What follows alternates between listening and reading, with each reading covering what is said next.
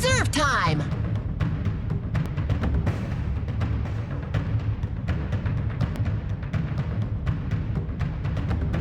Dire team ban!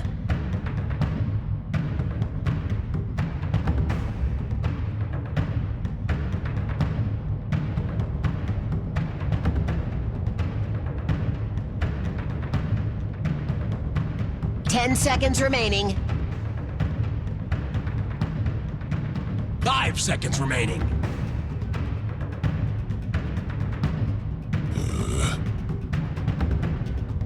Radiant team pick.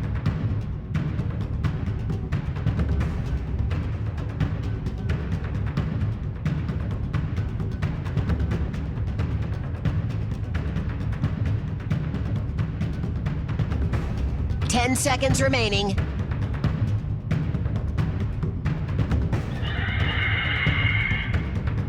Dire team pick.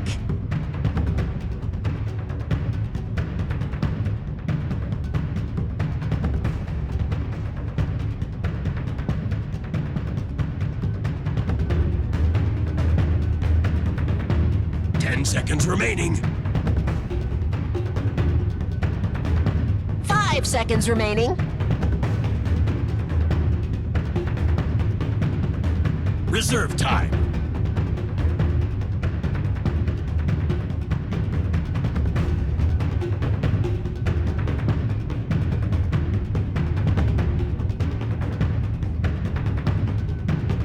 Clockwork.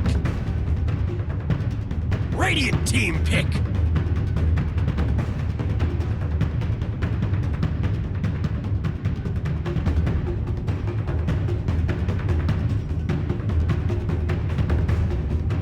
Earth Spirit. Dire team pick.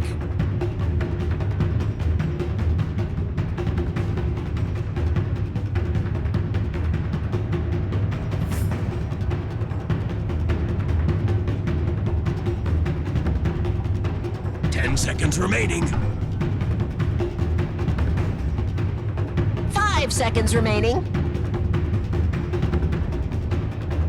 Invoker. Radiant team ban.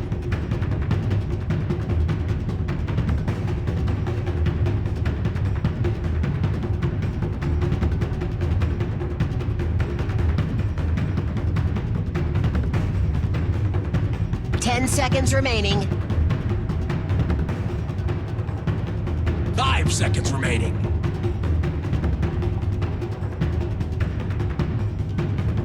Reserve time.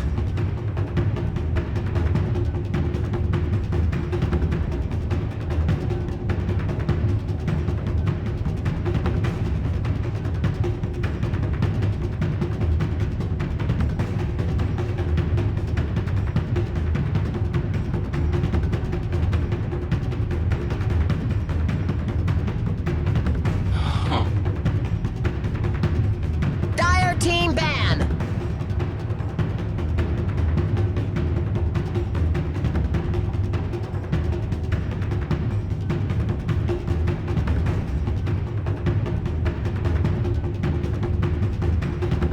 Seconds remaining.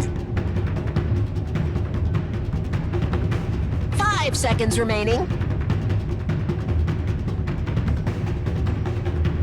Reserve time.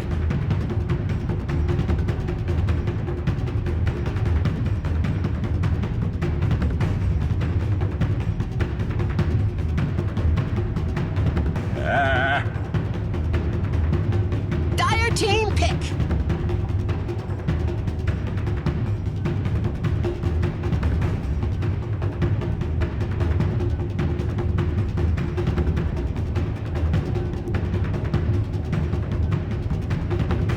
Seconds remaining. 5 seconds remaining.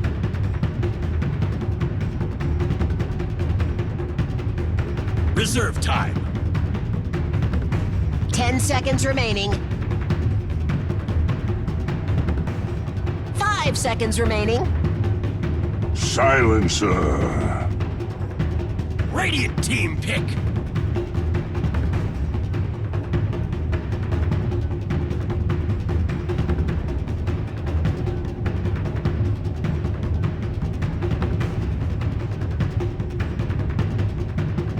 seconds remaining. 5 seconds remaining.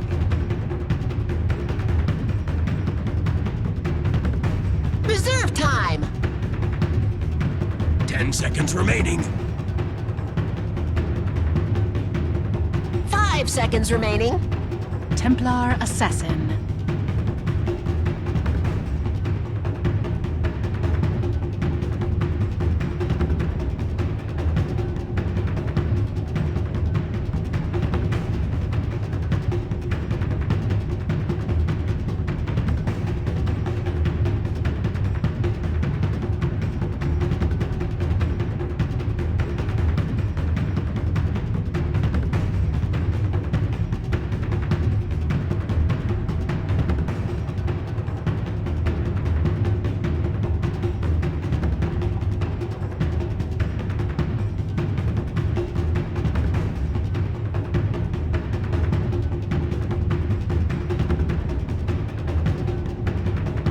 Ten seconds remaining. 5 seconds remaining.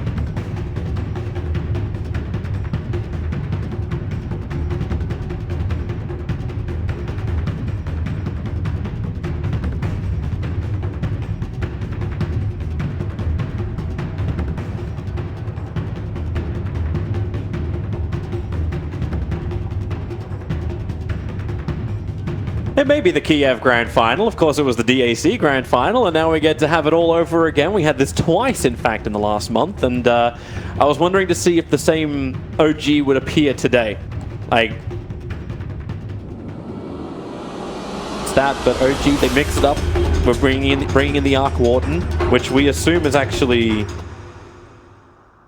Where is it? It's No-Tell. It is Safe Lane. Yeah, It is before. yeah. A couple of things about this matchup. First of all, like you said, they've played before, so the teams know each other pretty well from recent times compared to a lot of other matchups in this tournament where teams are playing opponents they haven't played for like 2 or 3 months at the very least. Some haven't never played each other before. That's one thing. Should also mention though that IG looked very solid in their series. They got a very clean 2-0 win, I would say, compared to OG that did drop a game against SG Esports, who are considered one of the massive underdogs of the tournament. So based on that, perhaps IG and you could say might be in slightly better shape, but this is the big game. OG still won the series. Dropping a game in that series doesn't really matter. They get some more experience and some more understanding of their own picks. I personally am glad to see that when Arc Warden gets picked, it gets run in the safe lane this game. I think, in my opinion, the hero has a lot of weakness in mid lane because its laning presence is based on some very situational things, like Flux doesn't really work if you're next to the creep wave. Sure, if you can rotate and gank with someone, it's great, but if the counter gank is there, Flux is useless. You just have the other support back him up or whatever. Arc Warden's base damage is pretty weak for a mid lane hero. It's just not high. If you take him out of the mid lane and we look towards timing, because OG has always been a team which has always come with a plan. Like, it's like that 25, 35 minute win. How do you actually work that in with the Arc Warden? Like, what's his purpose to make the team work? I don't think this is a 25-minute win. When I look at the heroes, this is they're more in it for the long haul in this one, and I think they might have made that decision just when they saw the Mag Jugger. Immediately they're like, okay, our chance of winning this game early is not that likely. The enemy team fight's really good. They have one of the early peaking carries in Juggernaut. So we want to play it slower and split up the map, because when you split up the map, that's when Magnus gets weak. He has a harder time finding strong RPs. Maybe you get one pick here or there, but Arc Warden is a zero-risk split pusher. So is Invoker if he uses his Fort Spirits, and so is Clockwork with Rockets. You can keep pushing out the waves and forcing the opponents to play a bit more defensively and avoid those team fights. As far as the Arc Warden timing goes, I feel like if you put him in the safe lane more often, he will get a faster Midas overall. And this hero, to me, is all about getting that Midas as soon as possible and start ramping up. Actually, keeping my eyes on No-Tail's build as well. Because Ana is getting fried in mid. He almost died. He's been being ripped apart by the side blade. So OP actually, like, he went away from both Meld as well as Refraction to try and get that extra damage into Ana. And Ana missed out on range creeps. They were denied as well in front of him. I think OP hit him 7 times with side blades there. Something like that. That's pretty crazy. Forcing out a Flask minute 1 in this matchup is really, really good. Even a Tango has also been used by Ana, so looking a bit difficult for him. Bottom lane, S4 is in trouble here. This is always going to be problematic for him. That PMS won't protect him anywhere near enough, and he can't get range, or can he? No, he cannot. The Cogs will push back. The first blood is spilled by Q. Both Earth Spirit and a Phoenix causing issues. Now that we're looking at this lane, I want to mention what I think could become a problem for IG in this game. Looking at their picks, generally, it's something I've especially seen out of OG who play a lot of Earth Spirit. They like having a setup for Earth Spirit so he doesn't have to engage for them. You have like, they often play S4 on Clockwork or Axe or this type of hero, Centaur, we've seen. In this game, the only setup IG really have for their Earth Spirit is the Magnus. And that is blink reliant, and it takes time, and you know you don't really want to go for that one hero RP necessarily. Maybe you can get a blink skewer. It's a lot harder to play Earth Spirit as the primary engage. It's really, really difficult. Speaking of his engage, he's already having another play down here with S4. Q can Icarus dive forward, the Cogs actually pushing him around. Great Cogs. Q knew he couldn't just jump into that. They're pressuring him decently, but as is always the case with offlane Clockwork, in my opinion, his biggest strength as an offlaner compared to every other hero is his ability to cog the wave. Like, even if you have an awful matchup, you still get experience. S4 is getting tri-laned here. He's almost level 3, and both of the supports on the enemy side have been kept level 2 and haven't got... I think they've got one big pull-off so far, so not looking too bad for him. And of course, it frees up a lot of space on the other side of the map that he is keeping 3 heroes in check. Rolling boulder again on bottom lane, so the 3 are in check. Burning can't get close enough. He can commit the Mango to go for the spin, but when the Cogs just block your path, there's just no way forward, and thanks to the illusion rune that S4 had, Phoenix wasn't getting away that cheaply either. T-Rex is spending a lot of his time as well just harassing in OP. He only just hit level 2, and he tried to leech as much as he could from XXS. It's slightly concerning though when your mid lane is going like this. Of course, TA has a massively favorable matchup in this, but it's still, even with Jerax helping out, OP is doubling up Ana right here. And when Jerax is in the lane, they're sharing experience. So Ana is going to lose out even harder in terms of levels. But right now they probably feel like it's worth it just to get him the CS so he can at least get toward that more than likely early hand of Midas. If he can reach it in time. The biggest farmer is still going to be Notel, and that Midas timing you're looking at, he's currently walking around with a glove of pace, and he'll bypass the boots just because no one's contesting him. XXS came up here for a short period of time, but he's back to farming. He's hit his level 2, so now level 3. Second level up and in power over the second point of Shockwave. So it's all about just stacking his camps and farming it. And this is what Jirax, like, his timing is perfect for this. He's here for the 4-minute bounty room, which he'll also steal from the Magnus, and a fair chunk of the experience. Middle lane, Ana, trouble, but Ghost Walk. This is still...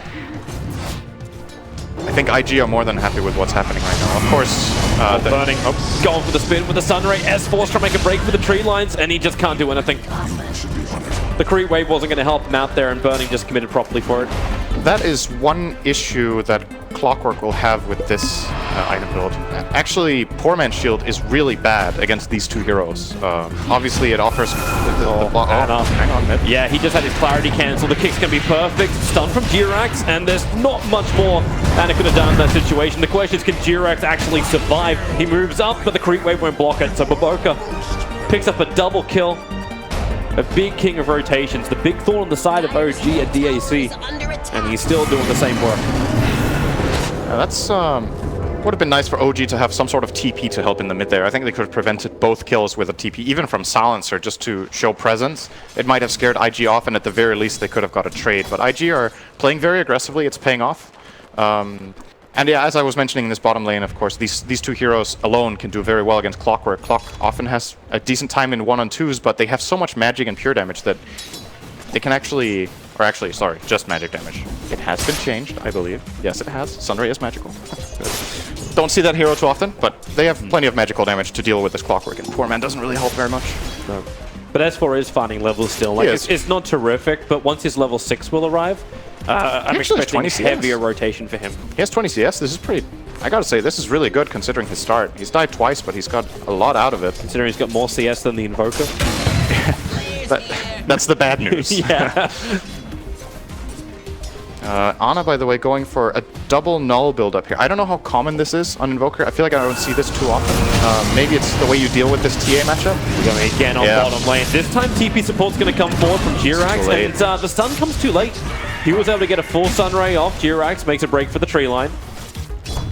And Burning's not going to chase any further than that. Even with phase boots coming off cooldown, that creep wave is pushing into the tower. This is excellent early game play by IG. Their movements have been really good. OG even have a ward down here. Watching the side of the jungle. It's gonna expire in a moment in the Radiant jungle, but they still managed to find these rotations and find the kills. Both S4 now has died. I think that was his third death, and they've killed Ana once in mid as well. So the only core on OG who's having a good time is No-Tail. He's having a really good time though. Yeah, 6 minutes and 40 seconds, that's when the Midas arrives. Yep. And that's also still picking up the Ring of Basilius. So we didn't just go straight through. We haven't talked about XXS either. Actually haven't really talked about him at all on this Magnus. Ocel's actually Found his level 5. middle lane. Ana's in trouble. Again, this 3-man maneuvering from IG, but No-Tail's trying to go ham against XXS. Does he have enough damage? The Spirit's down in that last attack. It does the work. It's the no-risk kill we've been talking about. So Q is the man forced to come to the top lane to defend. Something we should mention as well is Arc Warden is a fairly micro-intensive hero. Like, even though it's only 2 units you're controlling, there's a lot of individual spells you need to cast on them compared to, say, a hero like Naga, where yes, you're controlling a lot of illusions, but they don't have any abilities. This is, in my mind, the perfect type of hero for No-Tail, who is a very, very mechanically skilled player when it comes to microing. Right up his alley, where he's played Chen, Meepo, those type of heroes. So a good archetype hero for the player, and so far he's showing good play. Well, while it's kind of surprising, and I know the panel's probably going to be picking it apart, the difference between OG and one game running the mid Arc Warden compared to their safe lane, and like the completely different purposes as well of the roles. Like, you turn this into a split push game. Like, obviously No-Tail understands the rhythm of that because of all the games he's played with Meepo. I would definitely be very surprised if OG tried to look for anything very aggressive as far as pushing tier 2s or base before 20 minutes. I just don't really see it being very possible for their lineup with this early game. One thing they're suffering from as well, I was mentioning it about IG, now that Clock is about to get level 6, they get a good engage, but as far as their lineup goes right now, it's just difficult to see OG engaging into fights, and that's why they haven't found these kills. It's not that easy to jump in any of these lanes. Invoker's matchup is so bad that Monkey King can't salvage it entirely. S4's in trouble once again. He was just trying to stay close enough to leech his level 6, because that's where your engagement can come. That's when you have your hook shot. OP wants to try and run out of here. He's got himself a haste through. Jiris can't escape from this. He has to stun the Sunstrikes on the way in, but OP still protected by his refraction. All the Venom not doing anywhere near enough work. It's this nice Radiant ward toward the bottom lane that is spotting the movement of S4, so even hiding in the side didn't work out for him because they did see him move in there in the first place. Yeah, this does not look good for OG. This is not the kind of early game you want to have against a lineup with an off-lane Magnus. You know, if you're losing the laning stage this substantially to a lineup with Magnus, you just know, okay, well, if you can't make the aggressive moves in the next 10 minutes, guess who's going to be farming? It is the Juggernaut, the TA, and the Mag. All 3 of them will start racking up items. And OG have experienced that many, many times before, yes, especially against Invictus Gaming directly. It almost seems like a mental play to pick Mag Jug again into OG. We were looking at it. We're looking at the draft going, okay, well, this is going to go exactly the way that last series went. S4 again being forced to run away. Burning doesn't actually have the ultimate available, so S4 is just being pushed back out by the Sunray. Maybe a little bit too far forward there from Q, but he still backs away from the creep wave.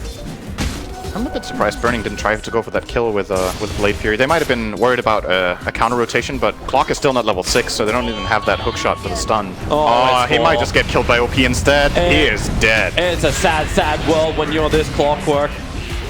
He's now 0 for 5. He's still... Okay, so his first few minutes, the first 3 minutes where he died once to get level 3, and then he had level 5 by, I think, about 5 or 6 minutes with a decent amount of CS. Top lane. Everything has fallen apart. No, can't jump in far enough. The Sunstrike's actually going to be almost on mark. The last attack from No-Tail will find the kill once again, so XXS, the only 2 kills that OG have achieved so far has been on the offlaner of Invictus Gaming. But this can turn into a push. But thanks to the Dire Observe ward they've got down, they understand support was rotating in. So the Spirits are in the tree lines, and OG, they almost throttle this into a choke point if IG want to defend it. Okay, there is no choke point. The Spirits are just everywhere. This is contamination of the Radiant side. One of the really big strengths of this hero is how you can Like, you can cover angles, and they also have Monkey King to scout out these angles, so they can push fairly confidently here, and IG seem to understand that this is not a tower they should try to defend. Unfortunately, No-Tail does not get the last hit there, but the tower falls. That's a clear advantage in their safe lane compared to the opposing one, where Burning is trying to get the tower down to half. That's one thing S4 did accomplish down here. He died a lot, but he protected his tower in doing so. Oh, there's a hook shot, Global. Yeah. Going down to bottom lane, the hold of it position, the Sunstrike connects and Burning will fall. G-Rex wants to go for a little bit more, jump up, then into the spring, trying to slow down Q. Unable to actually do so, because support was too far away, but this will turn into a push now on bottom lane. That's how fast you can get your Clockwork back into the game. Level 6 is the turning point, and they delayed it so well. I'm very surprised this Clockwork didn't find his level 6 until I think minute 10:30-ish was when S4 got it. Very, very slow by his standards, but finally gets some space here. At the same time that happens, like you get the hand of Midas over on the Invoker, OG start forcing buildings, Q, there's no tail, there's no risk again, tail in through the rear, Phoenix can't even get his egg off, he can't even dive away, but the kick from Bobica, perfect, G-Rex is controlled, now Fly under the control of the spin. S4's cogs cannot create enough space for that one, in fact they can't do anything when he's in that spin. I still think OG, despite trading 1 for 2 there, it's important that Ana gets some space, really. They're trading it for a bit of space top for the Magnus, but I think overall the approach of trying to pressure IG a bit and not letting them sit back is good. They just need to not overextend too much. If this game just slows down and everyone is farming, I feel like IG will be the ones who will have the more successful moves. Shot perfect on the mark, Sunstrike will connect. No-Tail was starting all that one up with the haste rune he picked up before. Damn, Flux just seemed to burn through that refraction really fast. I'm actually not sure how often it deals damage. It was actually like incremental. How many instances it is. I've played Arc Warden once in my life. Was not very good at it. Didn't really enjoy it particularly much. Pressed a lot of buttons with my Necrobook, had no idea what I was doing. Just let the illusions push down the lane. There's the minion game, press right? the buttons, get an ultra kill. What did I just do? You know, that was that time. It's a bit different now. That was the start of Arc Warden when he came into Dota. The hero is different now. So I'm not sure how many instances this Flux deals, but it definitely, if you look bottom at Burning, it looks like it's dealing once every half second, I would say. Something like that. So you can very quickly get rid of these refraction charges on OP. Now No-Tail can actually do like solo pushing. And because he's adding this pressure, Fly's getting more space up on top. We've got another hand of Midas in the quick fire, rolling ball forward. A little bit of trouble for G-Rex getting caught in the tree lines. Yes, he's going to go into the Wukong command with the Sunstrike. Bobica's going to fall. Now you got the Phoenix egg down. Unfortunately, Wukong command not that OP, but it can help kill off the Phoenix egg. Surprisingly, Jerax didn't manage to finish the ward. I think he might have been hit by a Fire Spirit and he cancelled his attack, because originally he came up there to D-ward and now he didn't manage. At the very least, they know there's a ward, and trading there for him is great. Like, he was completely done the moment the Earth Spirit rolled on him, so even just managing to turn that into 1-for-1 is very good. So what's the status on this game right now? I think overall IG are still, they're sitting on a slight lead as far as the graphs go, but from a game plan perspective, I would like to see IG try to push a bit more on some towers. This bottom tier 1 tower I think is up for grabs, at least. Are they actually looking to push? Because normally like with mid lane, Ana. Oh, good hook shot though. Can they actually hold him back with the hooks? The cogs don't do enough work. This is going to cost them a tower as well, because now they use Global and Hookshot to try to save him. So this top tier 1 is down. No-Tail did manage to get a trade off bottom. He already has this very quick Shadow Blade. Arc Warden in the past was played a lot with Necrobook, but the common build nowadays is going Midas into either Shadow Blade or Maelstrom, and then the other item. And then you will generally upgrade both of them into Silver Edge plus Mjolnir, just because of how insane your clone gets. Having these 2 Mjolnirs, one of them being, like we talked about, the risk-free clone. That's 180 gold you give away if you die. Yeah. It's manageable. It's very powerful. With the Arcane Rune as well, he's just managed to pick up. Push, push, push. So she's going to TP back in towards the mid and go for the next tier 1 tower. It's the last tier 1 tower remaining for IG. I think IG should just go bottom right now. Global being on cooldown should be enough for this Juggernaut to be able to poke and prod that tower down if they have the backup. Magnus has his Blink Dagger. They haven't used RP yet this whole game. I believe the Phoenix Egg is now up. Supernova online. TA is still 1,000 gold away from having the Desolator. So ooh, this is a very, very good mischief by Monkey King. He's in a great position right now. He's the fake tree. Yeah, that is not a tree you will notice. Oh, will you? He noticed it! Oh, for He knows it! You know, it takes a monkey player to find that tree. Yeah. So of course Bobaka will find it. I think Bobaka actually Man. even used that exact tree during the DAC finals. Well, that tier 2 tower is gone. So the master is still the master. Yes, he is. Very, very nicely done there by Bobaka. That's so big. It secures them at tier 2 at no cost. Basically, all of their spells are still available. OG, I think Templar Assassin wasn't even there for that push. No, she was she's just farming Ancients. She's farming a Deso. Very, very efficient usage of the map by IG, and just these small details make such a big difference. With that Desolator up now, can IG actually take Roshan? Or is OG still going to be too much either on the split push or even with the contesting of Roshan? They have really good heroes for messing with Roshan. They have Rocket Flare, they have the Spark Wraiths of the Arc Warden, Monkey can sit in the trees. Probably not advisable right now with how Bobaka is playing this game, but you know, if he doesn't even see you jump there, maybe you're safe in that tree. So I think it's a bit difficult right now for IG, but what they can do is they can try to go for a smoke rotation, find any core pick, and do a very quick roach themselves. But I don't think you just flat out go in there. Well, they went for a smoke. It's a 4-man smoke in the mid lane. Yep. There was no vision from the Radiant side. This move kind of has to work for OG. If this doesn't work and IG either pincer them or outmaneuver them. The only thing that's not there is the Magnus. He's still up on top lane. And he's farming up his own hand of Midas, so we're really going to rack and stack up Midas. But they sense it coming. The Radiant scan happens just on the mouth of the river. But the person they're going to find is Bobaka. Fly gets the reveal. Global silence is up, they might find a better one. He is the better one if they can kill him. Hook shot forward. S4 up towards the Ancients. That's the better target. Killing off Burning. Jirax ready to jump it again. Bobaka can actually jump up the hill. In fact, it's going to be a 2-man start into the Wukong command. IG, they'll fight from the high ground. OP will have to do some serious work here underneath the egg. They're able to bring down Fly. A skewer forward. It's No Tail who's on the run. Creates a copy of himself. And do they take the bait? The RP is out. They find the real one. You've still got the copy of No Tail trying to kill off Q. It won't work when the bonus damage is there. The Sunstrike! They all avoid it. In fact, they were gathering up together just to make sure they wouldn't be hit by it. And Invictus Gaming, a 3-2 trade-off. It was 2 supports and a core from OG. But they took that entire fight without burning. Exactly. It's very impressive decision-making that they choose to go in for this the moment. You know, other teams, I think, in this position will just be like, okay, cut our Juggernaut, let's get out. I think Earth Spirit was in a position to just flat out disengage, but they still see the opportunity in combining their spells of the Earth Spirit and the Phoenix, as well as, of course, the threat of the Magnus. OG can't really move in as a group in this clustered up area next to the shrine, so they eventually have to just concede heroes to OP. Does Anna have? No, he can't. Good attempt. Again! He found him again! Jirax, he was hanging on the tree. But again, you must respect the master of the king. Bobaka's playing an exceptional game. I don't really have nothing less. I don't really have much else to say. This Earth Spirit performance is outstanding. No Tail trying to go onto the Magnus. The Sunstrike's coming in. XXS! S4 actually gets him with the Clockwork Rocket level 4.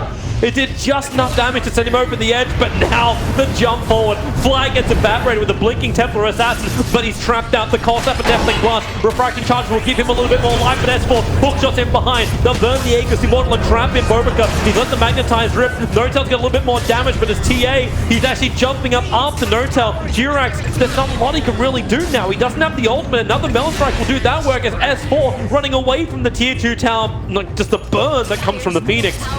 But that wasn't enough to survive either. Invictus Gaming making the most out of that Aegis, getting the upper hand, and now they'll take the tier 2 tower.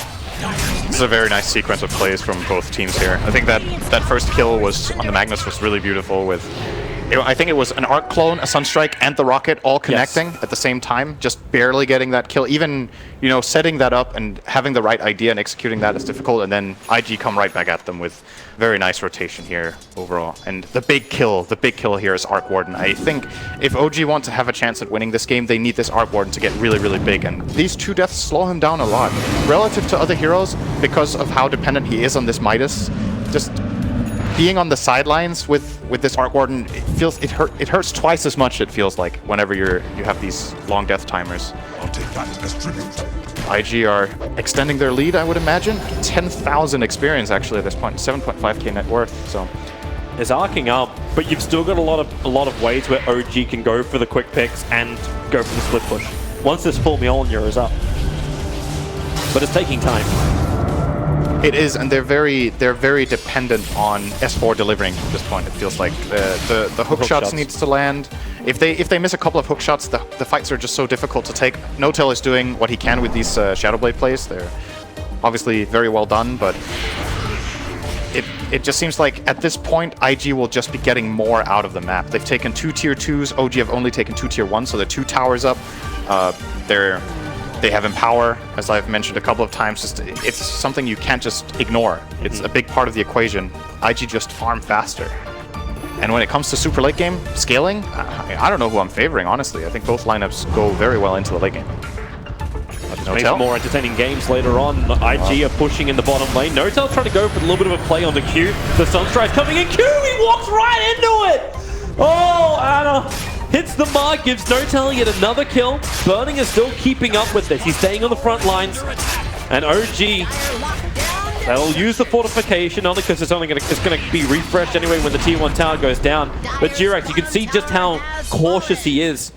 Burbica, if he tries to play this right, will work out exactly where Jirax is. They don't have a ward up on the hill, so they do not know. But there's your hook shot. Then Jirax, Wukong, Commander's out. It's a good start to the Magnus. Removed from the field. A good tornado combining up with the Purple Silence. Burning able to get the spin up to them. Enough damage to kill him before the TP will complete. Yes, they do. Burning will fall and OP's on the run. The BKB has been triggered. It's got 1 more second before it'll actually time out, and now they can focus him down. Keep the stuns, keep the control. The Phoenix back in with the egg. Surrounded by so many, but no one's attacking enough. Or will they? Yes, they will. Fly will get rid of it. They'll move on the Burbica. Magnetine's causing issues, but not enough. The OG to actually drop. All 5 players will survive, including Jirax on 65 HP. That might have been the limit of how aggressive IG could play. They willingly started pushing up toward this tier 2 tower with 4 on 5. They knew the Phoenix couldn't connect. And in addition, this ward from OG just doing a lot of work. The ward they have in the side basically have a Tinker ward on their own side that Monkey King could use to set up together with the Clockwork. Basically set up that entire play, and IG were just not ready for that in the execution. OG on defense, their lineup is amazing because of this. Once again, if they get this jump in, their follow-up is just insane. They have so much damage and control. And well, if you have warding like that, you're gonna hit. Yep.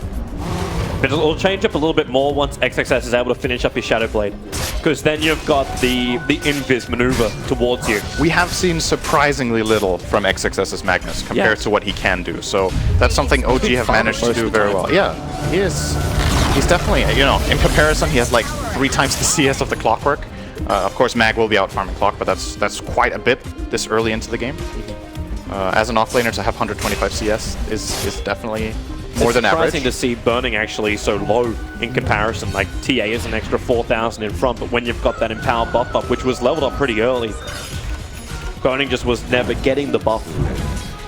Yeah, they weren't really connecting and using the Magnus to its full potential. I would definitely agree with that. But that's things might change now. Right? Like, you want to have them split the game. You want to have OG split it up so IG couldn't do this. Yeah, they might have felt pressure to constantly go and defend their lanes and deal with the split push. If XXS is on that duty, obviously he can't connect as well for the fights. But now that he has the Shadowblade, things change, because now if OG try to split push with anything else than an Arc Clone or these Invoker Forges, he can find a pick. And even like RPing and killing off any core should give them at least the tier 2 tower bottom. Because they push really damn fast with these 2 Empowers and the Deso, and even now double damage on TA. She is ready to go. Just need to find an opportunity. How much did OG pull back there? Wow, that was a really big swing. I mean, it was a 5-for-0 fight, but that's 5k net worth and a good... The experience cracked down from 12,000 to 4,000. That is a dream fight for OG. Yeah. Very nice. And they can get momentum now. That hand of Midas is almost done over on Jirax, so he'll have his shortly. And the Mjolnir on Arc Warden is a really big deal. It's actually 4 Midases. The only one from OG that doesn't have a Midas right now is S4. And that's because he's building Lotus. But I thought we nerfed Midas. I mean, we kind of did. It seems it's still very good. Sunstrike trying to kick in again. It's the No-Tail clones. They're just doing as much damage, and you can get the BKB out of OP. This is now down to 8 seconds. We're 25 minutes in, and you're down to an 8-second BKB. This is Arc Warden territory right now. If the game plays like this, that is exactly what OG want in their lineup. It's generating so much space for the Invoker. and gathering a lot of information. I mean, it's one thing if you don't pressure them away that much with the Arc Warden clone, but if you just spot 2 heroes with it as a scout, Ana knows exactly how he can play. He just needs the information. Minutes ago, their jungle is being farmed by the enemy mid laner. I just find it so amusing that you... And this is against a team that were kind of destroying them. Where Ana's playing it to such a synergistic combination between Ana as well as Notel. Like, and this is just like the second game, we changed something up and then the combo just works. Definitely feels like this safe lane Arc Warden has been practiced much better than the 2 mid Arc Wardens we've seen so far. Yes. Right, now there's a Force Staff coming out for Notel. He's also reached level 18. Really big deal for Arc Warden to get these key levels. The lower cooldown on Tempest Double and the longer duration means now the effective downtime of Tempest Double is 22 seconds only. And this is before he gets his cooldown reduction talent. We might even see him get an Octarine later. I think that is a viable build on the hero as like a 5th or 6th item. But for now, the quick buy is the Silver Edge. Nothing really to break here, though. It still just deals so much damage. Observer and Sentry planted down, so that again, Jirax on the job to do the Tinker Wards. It's just a no-tell copy on bottom lane causing problems for IG.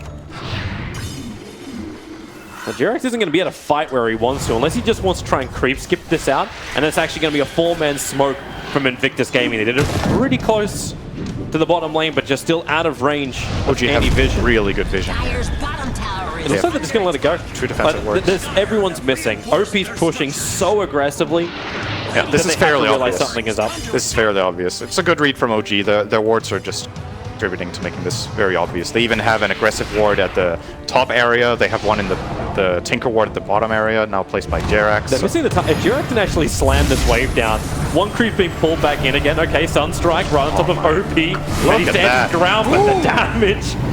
OP dropping down low. Q has to give him a little bit more life, and they got one creep that will keep the backdoor regeneration off. These are some important tools against Arc Warden, though, that we haven't talked about. Arc Warden often, when it gets to this mid-late game situation, starts forcing heroes back to base by just going on them with the clone. They have healing ward and Sunray, so it was a good attempt there to take down the TA, or at least force the BKB, but she stays cool under pressure and gets healed up to full easily there by burning. Tower will go down. Oh, looks like they've isolated burning here. That's a big kill.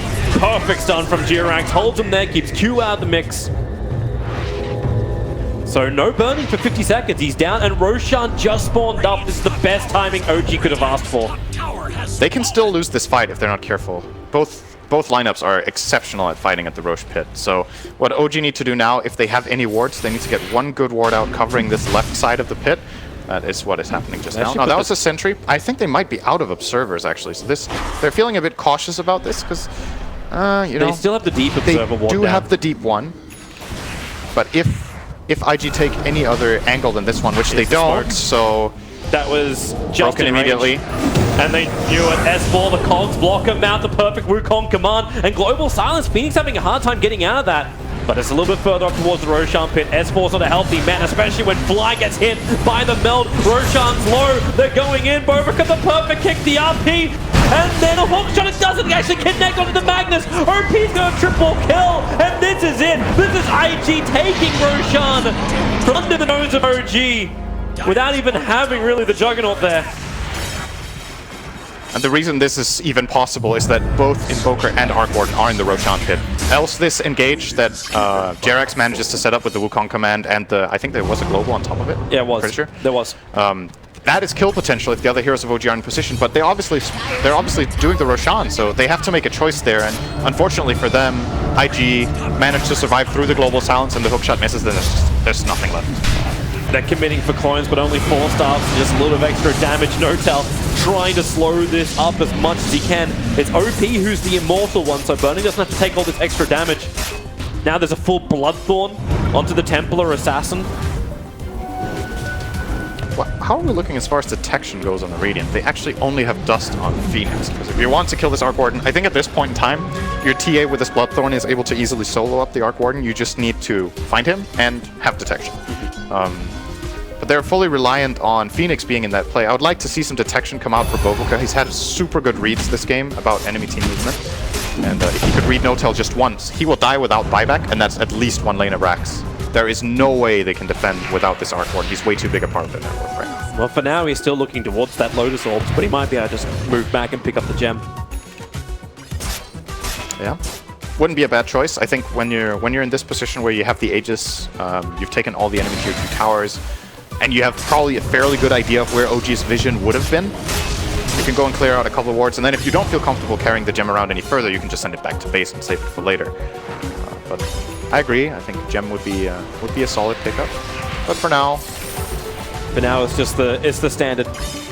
Get back into your lanes, stick as a group, and let XXS do his work. Like that double RP, the first time we really see him get a really good land, and it comes at the perfect moment.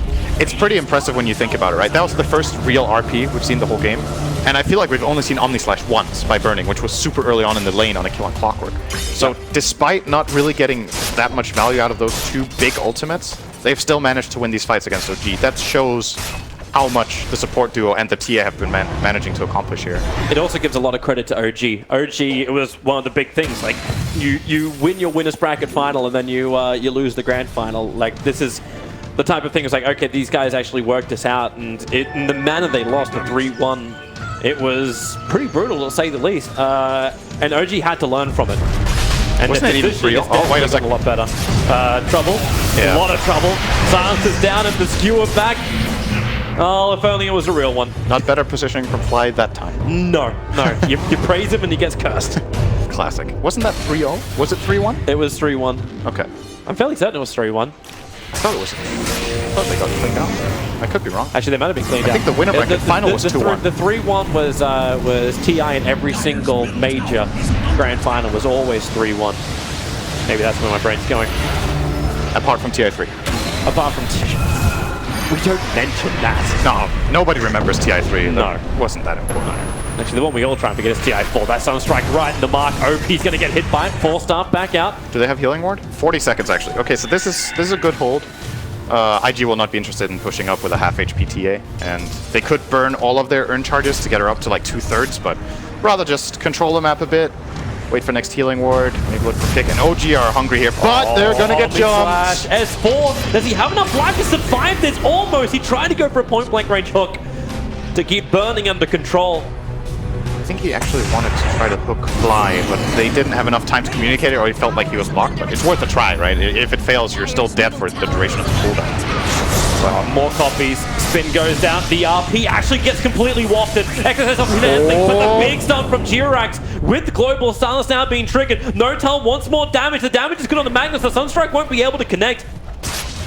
The extra clone of Notel getting dealt with by Invictus Gaming, but heavy damage, and now, again, with no healing ward, not a lot of life, they are going to retreat. Rare complete miss from XXS. Also, OG are doing a good job at positioning correctly here. For this type of defense, you want to form an arch around your tower. Try to split out, like at the periphery of a circle, basically. So if Mac really wants to commit for an RP, maybe he will get one, but it will be on one hero. And I think maybe XXS was trying to get two, or he overshot his blink because they had a big enough distance to the tower. And because of that, like you said, failed it completely. And that is the end of the push. Notel's still hunting for this kill on Q. Like, Q's able to dive himself away, but he wants the kill so Notel can finally have the silver edge and be close enough to having buyback. They just timed out. Okay, he'll just take it without buyback. Oh, he got a skewer top here, XXS, but he coming in with might be in trouble. And the Cold Snap deafening blast is keeping Juggernaut out of the fight. Magnus will end up surviving. OG can't say the same. Invoker plus Monkey King dropping down. I think XXS, did he break the trees with skewer so Monkey King fell down? Radiant's bottom tower. I believe so. The line He definitely was. He was definitely stunned there in that tower, under that tree rather. So that's 2 good kills for them. There's a minute on the Invoker. This should be enough time to reach the mid tier 3. If Notel's in a good position and has Tempest double up though, that you're already buying 13 seconds with those 2 magnetic fields. Yeah. But the push on bottom lane. I suppose you got the BTs on TA. Yeah, TA can connect. This is a good item choice. It's necessary to have Boots of Travel against this hero. it's pretty annoying to play against Arc Warden at this stage of the game when he has this kind of fun. Let's just put it that way. IG are doing a good job at dealing with the pressure. Burning. The cogs. Actually, isolate burning. Templar Assassin's going to blink herself in. Getting mana burned up a little bit by the cogs. Now another hook shot in from S4. But the RP! Exodus hit the perfectly. Skittering him back into 3 with the Omni Slash. OG get evaporated. OG wall of herb under their tier 4 towers. Everyone's going to be pushing up the daisy in a second. Silencer will have to bite back. But what do you do against this? The Invoker's up in 3 seconds time. That's one advantage you have, but you're about to lose your mid-ranks. Fortification only delays the inevitable. There's no Arc Warden. Yep. He has buyback on cooldown for another 25, so maybe if OG play this exceptionally well, they can defend the second lane, but I don't know if there's time for it. 18 seconds. Tornado EMP is down. Anna's trying to delay it as much as he can, but you can see IG, they're just going... They're going for the jugglers, just the melee racks if possible, and they've got him. So OG will have to accept the fact they've just lost 2 lanes of racks. They will also be forced to buy back the Arc, I think. IG are not going to stop until they get this buyback out. Nice ice wall. Slow him down. Bobica, there's your rolling ball to 4, doesn't really find his target, the quick silence. Anna trying to work against that Earth Spirit, but the tier 3 tower's gone. There's your buyback, Sunstrike is right on top of burning the Hawk shot, flying in from Ezreal, trying to cut the field again. Lane the Wukong's command do its work, the deafening blast, you can say goodbye to the Juggernaut, Templar Assassin as well. Both down, both do have buyback. So OG unable to really punish here. If not for they that, lost everything but their range racks. If not for that last magnetic field, that's Megas, but No-Tail did manage to save it. Still, this is difficult. To say the least. It is difficult. You committed 2 buybacks to hold this. You committed 2 buybacks to lose 2.5 racks, basically. Or was it 2 buybacks? Oh, it's only 1. He's after Q. He's actually at the Radiant Secret Shop at the moment. The Sunstrike's going to be able to connect, so you'll actually lose Phoenix. S4 doesn't just stop at the status. In fact, Anna with the push, they might need to at least quickly force some buybacks while Arc Warden does the other push. Either that or they go for a full-on. I think the wise play from IG here is to buy back neither core if they can hold. If they can just delay. The Rax loss? They could accept a Rax loss, I think. That's one choice. Burning is up in 20. They might be able to hold. They have Supernova. All right, they're actually going to buy the TA. This is a bit risky because if TA dies now, they could lose out. Jirax, there's no real follow-up. The Tornado's just keeping him up in the air. And OG's got the choice. You've got 2 buybacks out now. Obviously, you're in a terrible position. But what do you really do here? Now you camp and hope that TA makes a mistake. Bobica, he's coming out. S4's the hook shot of Bubble. He's also gone Disco with that Mjolnir on top of him, but with the BKB and Global Silence triggered, OG, they back up, but XXS, what's that positioning? The Sentry Wall is down, so they saw it for a quick moment. S4 still in the middle of this entire fight. He has to force up himself over the cliffside. The Phoenix Egg is down. He'll connect onto S4, so he's got no way to escape this. This is a double kick as well. No-Tail and Jirax being caught out by this, and No-Tail just trying to stand his ground. Remember, that is just going to be a copy of him. The real one's coming in from the north, but Jirax, that's the real version. IG, claim him out. No-Tail on the run. 4-star, quick TP, IG, they're not going to see him in time. The TP out is successful, and OG are on the retreat, but Roshan is alive. Shows a lot of confidence from IG to chase into the jungle there. Like, if you look at the risk-reward, right? They're at their side of the map, the wave is pushed in toward their base. If this play fails and TA dies, they're at risk of losing 2 lanes of racks themselves because she just fought back to defend the first one. That's why I was suggesting, and I think this is something IG actually did at DAC in a game, I believe, against Alchemist. Or with Alchemist, I can't remember. It was against OG, I believe, that game. They decided to concede a lane of barracks. I believe it was actually, I'm sure 1437 could talk about it. Is he on panel now? He is not, I believe. No, okay, no, I think that was part of his like really long analysis on that one game. That sometimes it's better to concede a Rax over using the buyback because it's like almost the only win condition for OG here is to kill TA, force her to not have buyback, and kill her again. Well, you know, if you're down for 5 minutes, but then exactly. Again, you just got Roshan, you just got the Aegis Immortal on her, so she's got that extra life. I think they're good to go. The thing here is, if this fight fails and she's down for 2 minutes, they have all the waves pushed in, and now they didn't lose the barracks. So for OG to come back the other way takes a significant amount of time. They need some vision. Like, without the vision, they can't get this pick. And with the smoke maneuvering from S4, it's gonna break. And OP, thanks to the Observe Wall that's on the hillside, has very clear vision of S4. Do you want to hear? Do you want to hear a prediction? Is it going to be good or is it going to be terrible? I think this game ends with an RP. That's way! There goes one, and they find Nortel. A quick jump in. Nortel's gone. 84 seconds down. No extra help for him. Wuko's command is powerful, but not that powerful. Burning will move up into the spin. He doesn't actually have his Omni Slash, but it won't matter. 2 heroes down for OG with no buyback. OP waits. Lets the Metal Strike fly towards Anna. That's just do enough work. Might have enough space. No, he's alone with no friends inside his own base. That's GG. Game 1 goes the way of Invictus Gaming. Very nice play from them, and like we were talking about, this was even, it didn't, please, that everyone in the team played an amazing game. I think it was 2 or 3 players that had outstanding performances. Magnus maybe a bit slow in the start, picked it up toward the end, got a couple of key RPs out. Burning, probably not fully satisfied with his Juggernaut performance in this game. I think he made a couple of key mistakes when pushing towers that got him caught out and killed when maybe he could have got an Omni Slash off or at least a spin.